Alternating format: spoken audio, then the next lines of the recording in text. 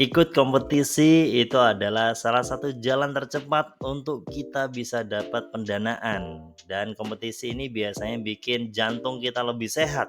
Tapi tahu nggak, kamu itu adalah orang yang pertama kali bisa membuat jantungku berdetak lebih cepat dan lebih lambat dalam waktu yang sama.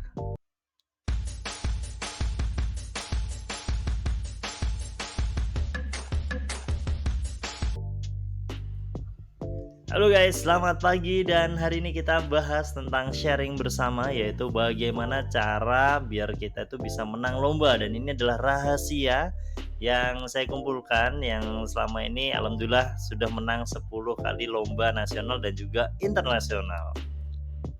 So, gimana sih dari kalau kita lihat pertama kali lomba ini adalah pasti kita lihat bagaimana sukses definitionnya gitu ya. Ngapain sih kita ikut lomba dan apa tujuannya, itu pasti beda-beda. Tapi mayoritas orang yang ikut lomba dan kompetisi atau hibah itu goalnya adalah uang. Tapi ternyata nggak semuanya tentang uang ya guys. Nanti kita akan lihat banyak videonya bagaimana kenapa kita harus ikut lomba dan apa aja kendalanya, tips dan trik biar kita bisa menang lomba. Dan yang terakhir nanti kita akan bahas studi kasusnya, case by case gitu ya. Jadi sepanjang video itu nanti akan saya tampilkan beberapa contoh-contoh bagaimana lomba itu berbeda dengan lomba yang lain. Dan di part 1 ini kita akan bahas mengapa kita harus ikut lomba. Jadi di sini yang pertama adalah untuk meningkatkan reputasi dan kredibilitas gitu ya. Jadi dengan ikut lomba mau nggak mau kualitas kita, kualitas produk atau layanan kita itu akan upgrade. Gimana caranya? Dengan cara nanti akan dapat feedback dari para juri gitu ya. Dan juri-juri ini pasti adalah orang-orang yang sudah berpengalaman di bidangnya. Kapan lagi kita bisa dapat feedback yang gratis dari orang yang terkenal gitu ya. Jadi kita bisa menghemat banyak jam kegagalan kita hanya dengan ikut lomba. Kemudian yang kedua ini bisa jadi ajang pansos ya. Dengan ikut lomba orang itu akan tahu nih customer kita, wow ternyata dia menang ini, ternyata dia dapat pendanaan ini, ternyata dia mewakili Indonesia di event yang ini gitu ya. Itu akhirnya membuat brand kita menjadi naik. Kemudian ada juga tentang peluang jaringan dan kolaborasi. Dengan begini kita akan bertemu dengan talenta terbaik ya. Contoh itu event nasional identik Kominfo. Berarti kita akan ketemu dengan orang-orang yang IT-nya tuh hebat-hebat gitu ya. Dan di situ akhirnya kita bisa berjejaring, yang mana entah itu kita jadi partner bisnis atau siapa nggak tahu ya. Kayak dulu saya 2014 ketemu dengan seseorang yang ada di Kemenparekraf waktu itu, nggak nyangka 10 tahun kemudian di tahun 2024 ini kami akhirnya bikin yayasan bareng. Itu kan di luar ekspektasi gitu ya, dan itu kita ketemu pun waktu itu as kompetitor gitu, tapi ternyata sekarang bisa jadi as kolaborator. Ini luar biasa. Kemudian ini adalah contoh pertama kali saya menang ikut lomba, itu dulu tingkatnya masih di kampus, waktu itu saya di Amikom ya, itu Amikta. Kemudian hadiahnya 2 juta dan itu adalah skripsi saya bikin buku digital tentang pramuka yang awalnya, duh ini mau ngapain sih pramuka gitu ya. Ternyata dengan buku digital itu akhirnya bisa menjadi juara 1 di kategori lomba media digital gitu. Alhamdulillah dengan ini akhirnya mulai deh saya ikut lomba-lomba yang lain. Nah, kemudian yang selanjutnya itu adalah dengan ikut lomba kita bisa menjadi pembelajar dan pengembangan diri. Ini contohnya waktu di AKI kemarin, itu kami dapat ini ya pendampingan selama 3 hari. Jadi kami nginep di hotel yang ada di Magelang dan itu dapat pemateri yang luar biasa keren dan itu semuanya gratis. Dan ini kan kita nggak bakal bisa dapat kalau kita nggak ikut lomba gitu kan. Jadi dengan ini akhirnya kita bisa terus belajar, upgrade ilmu, upgrade skill, dan bahkan kadang kita akhirnya belajar sesuatu yang di luar bidang kita ya. Awalnya kita orang IT gitu ya, tiba-tiba harus belajar tentang manajemen, harus belajar tentang branding, harus belajar tentang banyak banget ya, hak cipta dan lain sebagainya. Itulah keuntungan dengan ikuti lomba gitu ya. Kemudian ada lagi dampak nyata dan berkelanjutan. Waktu di EHAB kemarin saya ketemu dengan seseorang yang dari Bali. Dia terinspirasi dari pari manta ya, ikan itu, dan dia lihat nelayan yang Sebenarnya kenapa sih kok, income-nya selalu habis? Ternyata 60%-nya itu habis untuk beli bahan bakarnya entah itu minyak atau, ini ya, oli ya intinya. Dan di situ akhirnya dia bikinlah sebuah mesin, mesinnya ini, bentuknya ditenagai dengan listrik, akhirnya ketika mereka mencari ikan di laut itu bisa lebih efisien, bahkan dia ngasih fitur satu lagi adalah fiturnya untuk dengan tenaga matahari. Jadi selain dia bisa menjual produknya dan dia dapat profit, tapi dia bisa memberikan dampak nyata kepada para nelayan nih. Jadi kehidupannya, income-nya menjadi lebih banyak. Nah, ini adalah contoh bagaimana kita selain profit itu bisa ngasih dampak nyata kepada masyarakat sekitar. Dan di hibah-hibah internasional dan kompetisi internasional itu banyak yang fokusnya nggak cuma profit terus gitu ya, tapi ngomongin tentang dampak yang diberikan dari jasa atau produk yang kita berikan. Dan yang terakhir yang jelas adalah pendanaan dan insentif. Ini biasanya bisa hadiah tunai atau bentuk yang lain. Tapi sebenarnya pendanaan ini juga unik ya. Kadang tuh ada juga yang bentuknya tidak fresh money, meskipun itu fresh money tapi harus dibelikan dalam bentuk barang. Saya kemarin contoh dapat BIP dari kementerian ini ya, Kemenparekraf, waktu itu dapat 200 juta dan itu harus habis dalam waktu 1 bulan dengan harus dibelanjakan sesuai dengan RAB gitu ya. Jadi ini menarik, ini kalau menurut saya ini bonus yang terakhir aja. Jadi teman-teman tadi udah disampaikan ya kenapa kita harus ikut lomba dan ini kenapa saya taruh di akhir ya karena ini nggak harus yang utama, karena kalau kita ngejarnya duit nggak dapet kita bakal stres dan ngerasa pesimis nanti. Dan ini contohnya, tadi karena saya menang di tingkat kampus, akhirnya kami direkomendasikan ke tingkat Kemenparekraf dan waktu itu kita dapat pendanaan berupa mentoring selama 3 bulan. Itu bolak-balik Jakarta ya, dan nginep di hotel semuanya dibiayai oleh Kemenparekraf gitu ya. Dan ini menarik karena waktu itu ketemu dengan para juaranya di Next Dev-nya Telkomsel, ada di M3, kemudian ada yang dari Microsoft waktu itu. Jadi ya kalaupun teman-teman pas merasa minder dan lain sebagainya ya sama, saya juga minder waktu itu. Tapi ternyata bisa kok kita berkolaborasi, berkompetisi bareng-bareng.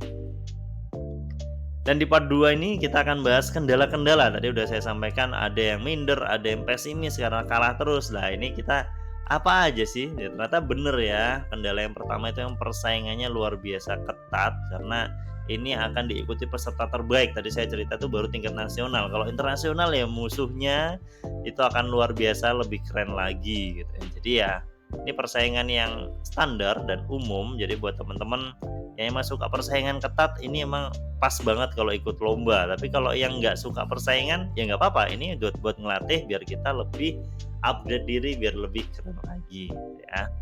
Dan contohnya adalah ini, waktu itu kami dapat PPBT, Ristek Dikti, dan ini yang daftar itu ada sekitar 2000 proposal yang masuk dan yang lolos hanya 300. Alhamdulillah waktu itu kami dapat salah satu dari 300 tim itu dan kami dapat 300 juta.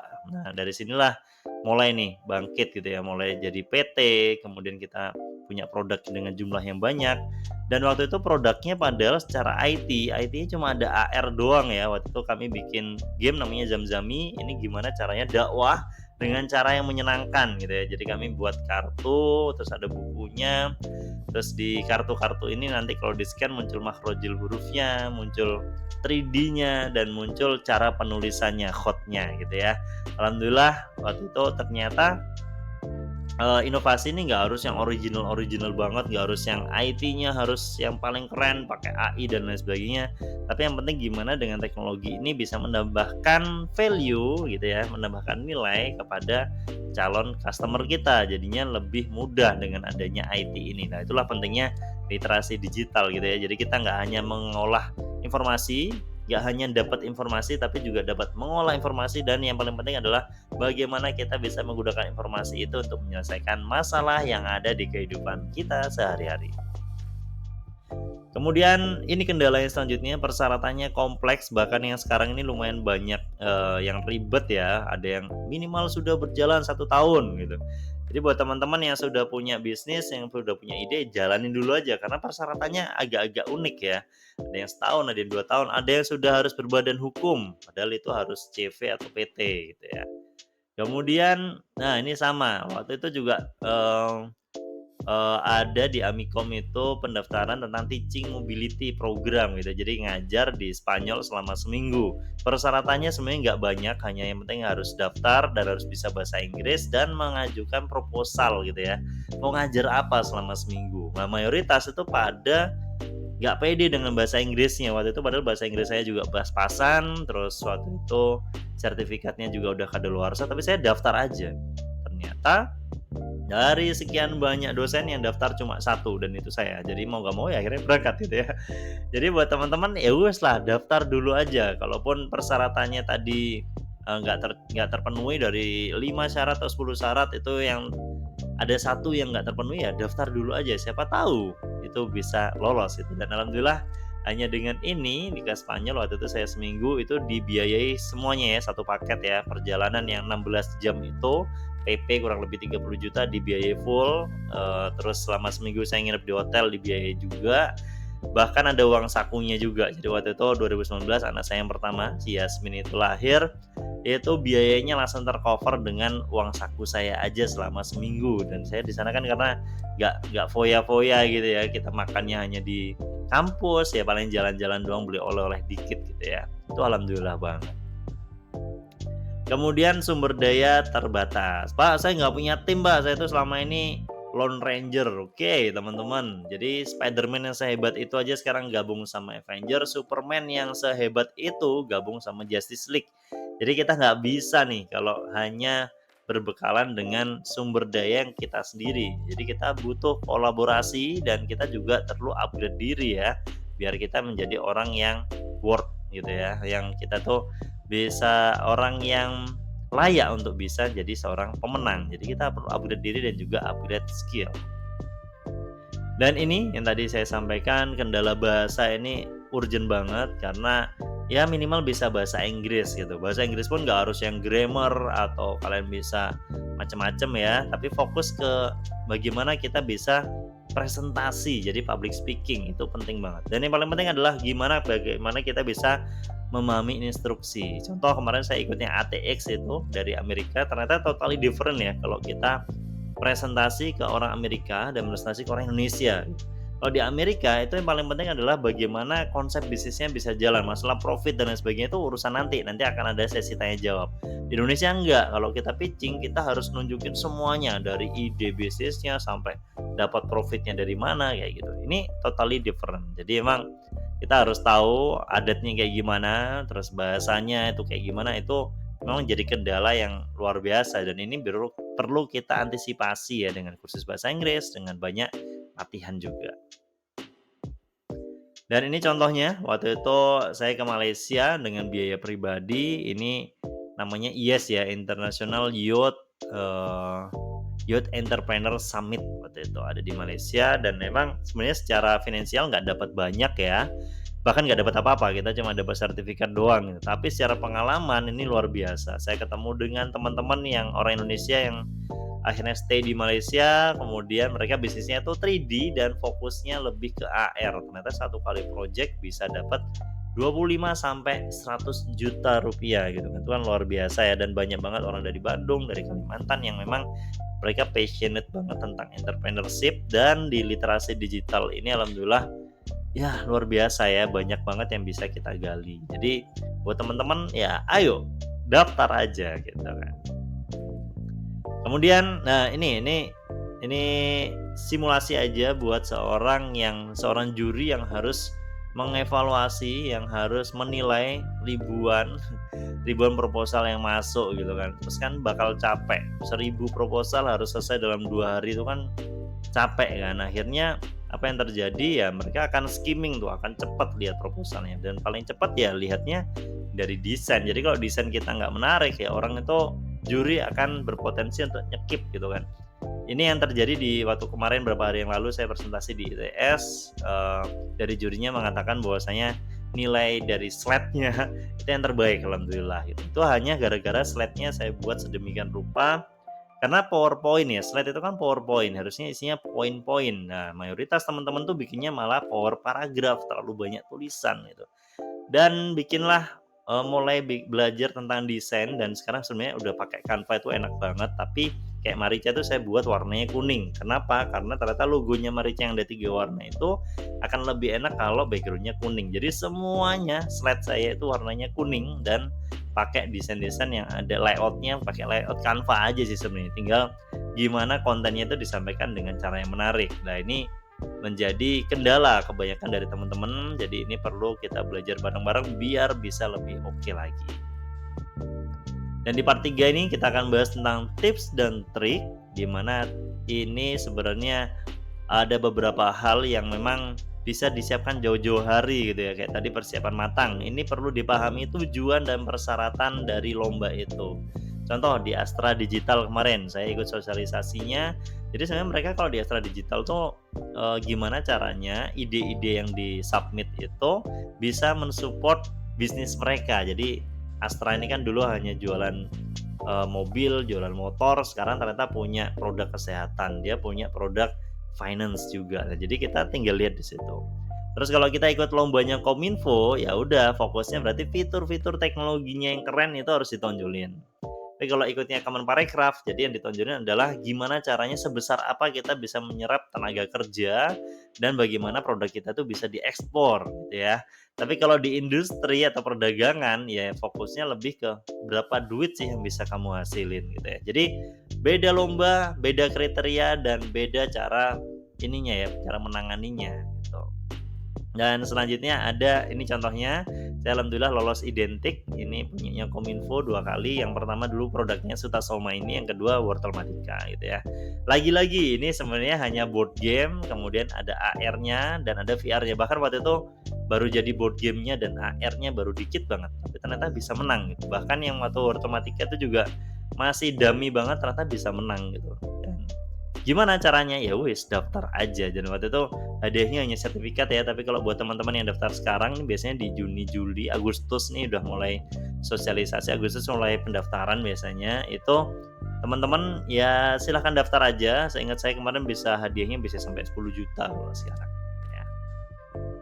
Kemudian ada juga Apikta. Nah, gara-gara tadi menang di identik, akhirnya juara 1, 2, 3 itu direkomendasikan oleh Kominfo untuk ikut lomba di Apikta, yaitu Asia Pasifik gitu ya, ICT Award.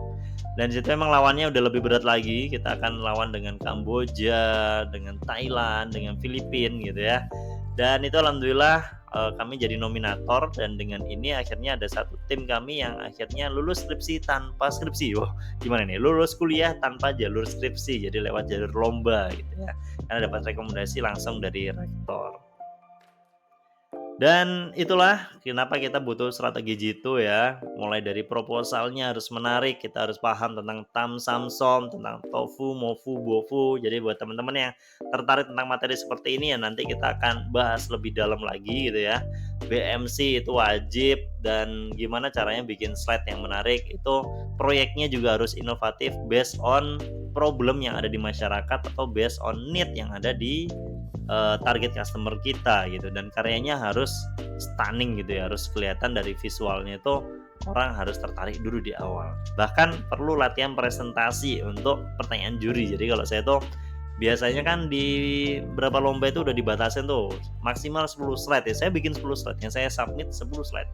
Tapi sebenarnya saya bikin 20 slide. 10 slide yang di bawah itu dipakai ketika kita udah lolos pertanyaan juri, semuanya udah siap, sudah ada jawabannya di situ. Itu sebenarnya cara-cara yang unik yang bisa kita lakukan. Bahkan waktu skripsi, tesis kemarin saya juga caranya kayak gitu ya teman-teman. Jadi sebenarnya slide itu udah kita siapin banyak banget, tapi yang kita tampilin hanya dikit, 10. Tapi waktu sesi tanya jawab itu kita baru tampilin semuanya. Itu tujuannya apa? Biar waktu jawab itu seolah kita udah menguasai banget tentang apa yang kita presentasikan. Kemudian ini Hannover Messe, gara-gara menang di Kominfo tadi akhirnya dapat rekomendasi lagi untuk acara Kemenperin, dan ini acara bilateral ya antara Indonesia dengan Jerman. Dan waktu itu kami ikut 2 kali juga, yang pertama itu online dan yang kedua itu offline di Jerman. Jadi waktu itu yang kami fokuskan adalah VR-nya Sutasoma ini. Gimana caranya ngenalin candi-candi pakai VR, jadi seolah-olah orang itu bisa datang ke sana. Dan itu pas banget waktu itu pandemi, dan pas banget sebelum kita dilarang untuk masuk Borobudur ya, yaitu alhamdulillah banget di Hannover Messe ini. Kemudian ada manfaatkan sumber daya. Jadi buat teman-teman yang memang pengen upgrade, "Pak, saya biasanya itu banyak banget yang ngomongnya skill issue. Saya nggak pede, Pak, dengan skill saya." Ya upgrade dong gitu kan. Upgrade-nya gimana? Ikut seminar, ikut workshop, ikut pelatihan gitu. Dan di Jogja itu alhamdulillah ekosistemnya bagus banget ya. Di di BRI dia punya rumah BUMN, itu ada kelas-kelas yang biasanya sebulan lah minimal tuh pasti akan ada, bahkan ada pendampingan dari dinas koperasi itu banyak banget. Kemudian dari inkubator-inkubator UGM ada, Amikom ada, UNY ada, kurang apa lagi gitu kan. Ada semua, bahkan ada asosiasi, kalau saya ikutnya aditif ya, asosiasi digital kreatif gitu. Kemudian nanti ada asosiasi wirausaha muda. Kalau yang suka game ada namanya gamelan, itu mingguan eventnya. Jadi buat teman-teman silahkan ikut acara-acara itu, berjejaring, upgrade skill gitu ya. Nah ini sama, contohnya waktu di Kedereka saya nggak kerja sendiri, kemudian kolaborasi nih dengan para dosen gitu ya, dan alhamdulillah lolos 3 kali. Itu yang pertama adalah eventnya itu Wortelmatika ya, produknya yang kami ajukan, itu game tentang matematika pakai storytelling gitu. Kemudian yang kedua itu lolos Muara Queen, bikin game tentang literasi finansial, ngajarin tentang keuangan, kapan sih uang ini harus saving, kapan gimana cara kita bisa earning, kemudian kita spending dan juga kita akhirnya saving gitu ya. Dan yang terakhir Marica. Marica itu sebenarnya salah satu produk dari Kedereka yang lolos dan total tuh kami dapat 600 juta gitu dari total itu semua. Dan itulah akhirnya kenapa kok harus perluas jaringan gitu. Contoh di ATX itu saya bertemu dengan para alumni UGM yang luar biasa keren gitu ya. Terus waktu di ITS saya ketemu dengan orang-orang yang passionate di bidang teknologi juga di sana. Dan kami juga pernah ikut di UI juga gitu. Jadi meskipun kita itu kuliahnya di Amikom, jadi jaringannya bisa aja dengan orang-orang yang luar negeri gitu kan. Bahkan orang-orang yang keren di sana. Jadi ya mulailah ikut pameran, nanti akan dapat inspirasi lah minimal. Terus dapat jaringan dan siapa tahu someday kita bisa kolaborasi dengan mereka gitu ya. Dan ini contohnya di Startup for Industry kemarin kami ikut dari Kemenperin, itu yang kita ajukan adalah Marica, dan itu kita bisa kolaborasi dengan banyak banget orang. Kemarin ketemu dengan Halal itu dari Semarang gitu ya. Kemudian waktu beberapa event kemarin ada Jogjamu, dia fokusnya tentang jamu tapi dikemas dalam bentuk yang menarik dan itu go internasional gitu ya. Dan banyak lagi ide-ide yang saya baru ketemu tuh pas ikut-ikut lomba. Jadi kalau teman-teman hanya ikutnya asosiasi rebahan nasional yang cuma tidur-tiduran aja itu akan berat ya. Kita nggak bisa ketemu dengan banyak orang, nggak bisa berjejaring gitu ya.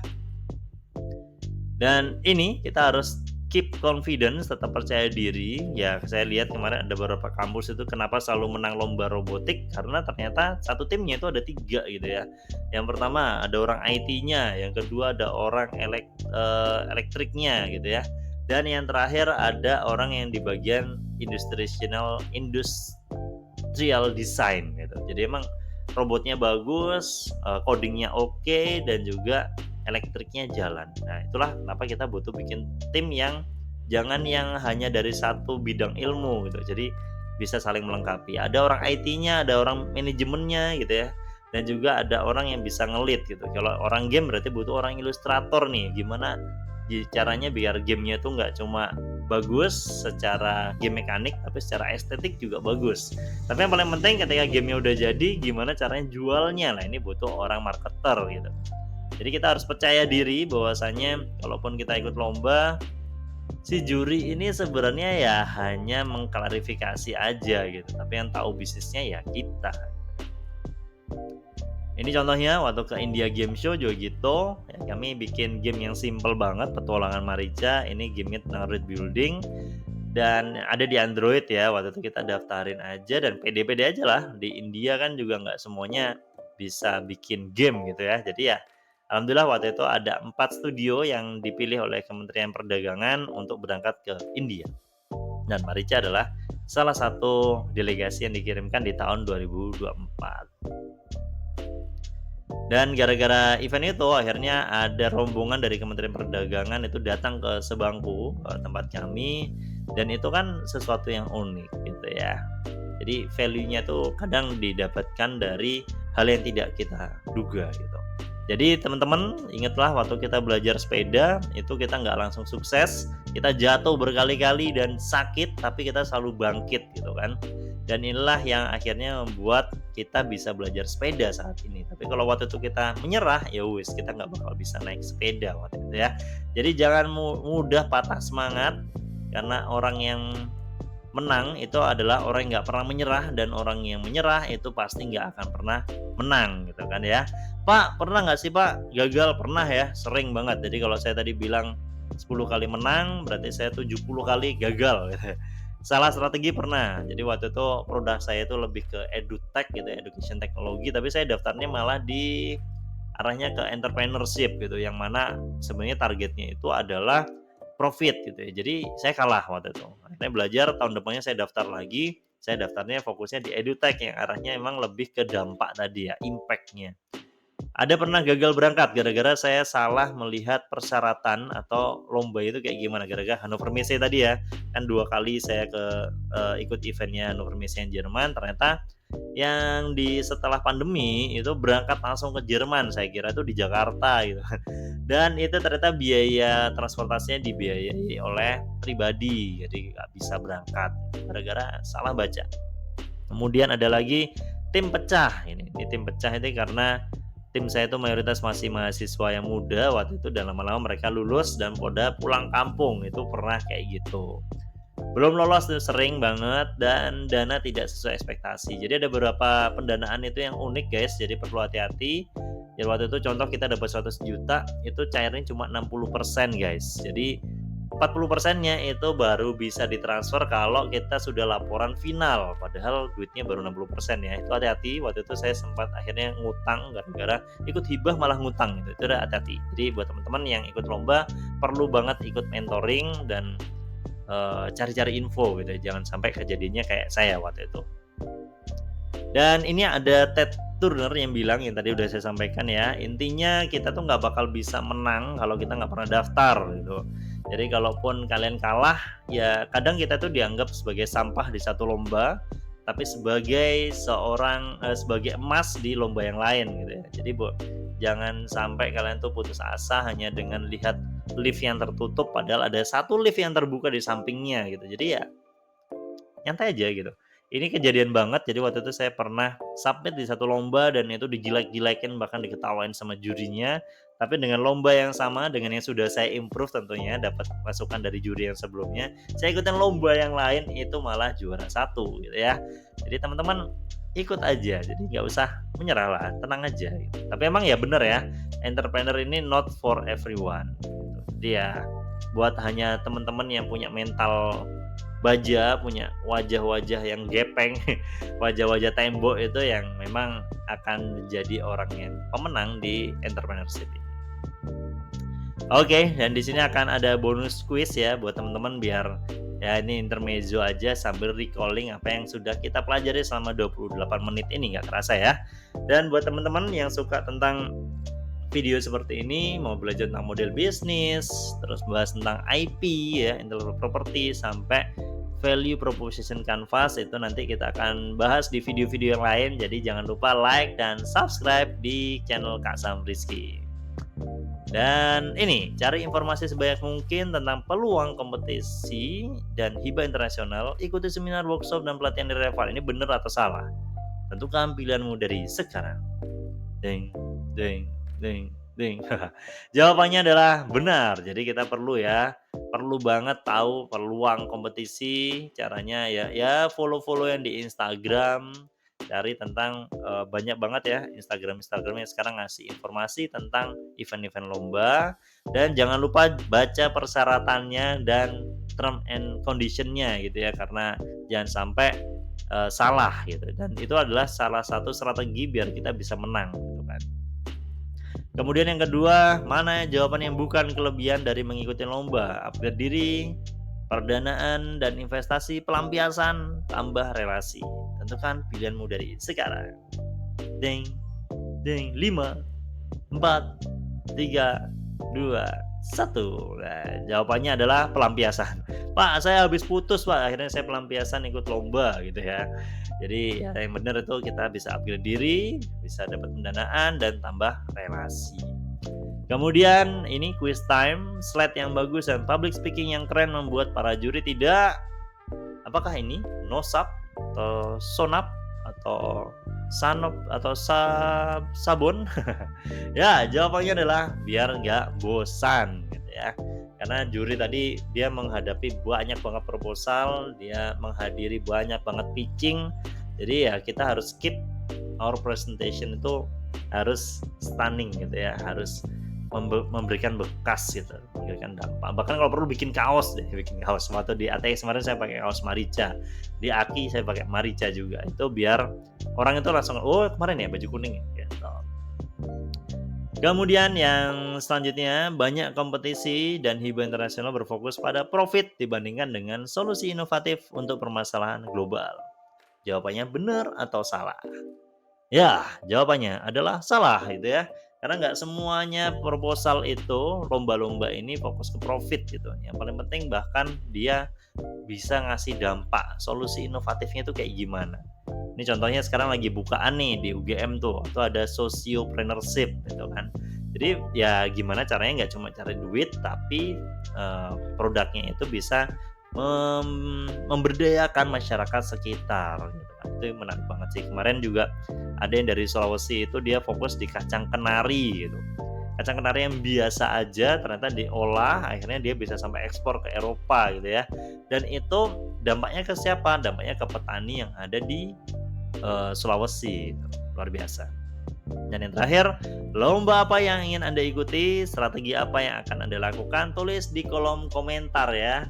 Jadi buat teman-teman yang memang suka dengan video seperti ini, jangan lupa like, subscribe, dan juga komen-komennya ditunggu di kolom komentar. Dan nanti kita akan upgrade lagi dengan beberapa video biar kita bisa lebih ini ya menjadi orang yang lebih baik gitu ya.